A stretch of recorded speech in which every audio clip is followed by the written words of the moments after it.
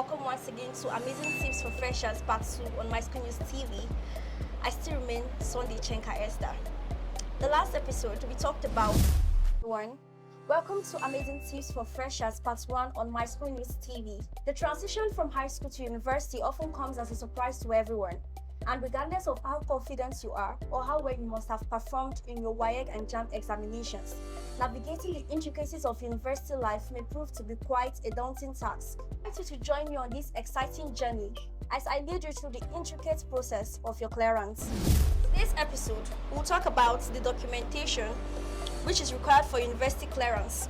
Last week we talked about qualifying results, official school admission letter, and today we'll talk about the passports. You need no less than 15 passports for the entire processes of your clearance, depending on the school and the faculty. Then the arrangement of files, this also depends on the school and the faculty. You need to ask questions from the registrars and people ahead of you. Now, we'll talk about the dressing. It is important that as a university student, regardless of your school, your faculty or your department, that you should dress moderately, modestly, and also in the right manner, whether as a guy or as a lady. Then asking questions, this is very, very important. Anyone who asks questions don't get missing. So it's right that you ask questions so that you'll be able to do everything at the right time and in the right places. Ask questions on where to submit your files, on how to get your 3 files, and every other thing that you may need. Then manner of approach. It is one thing to ask question and it is another to be able to ask the question appropriately. Now, how do you ask question?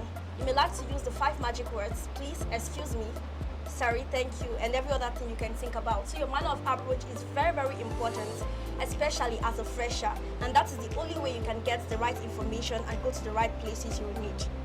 Then getting your matriculation number. After you must have finished submitting all the requirements, it is expedient that you also go back and check for your matriculation number, because without it, you cannot continue. Then document all your payment receipts. This is very important too, because at the end of the day, when you're done with your school, or even at the end of every semester, you will need all this for probably your examination and other things.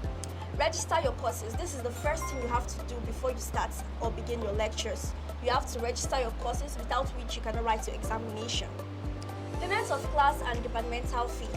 This is also very important, regardless of the school, the faculty, and the department. Hope you enjoyed the amazing tips for Freshers Part 2. I wish to see you once again for Part 3 of Amazing Tips. I still remain Sunday Chenka Esther from My School News TV.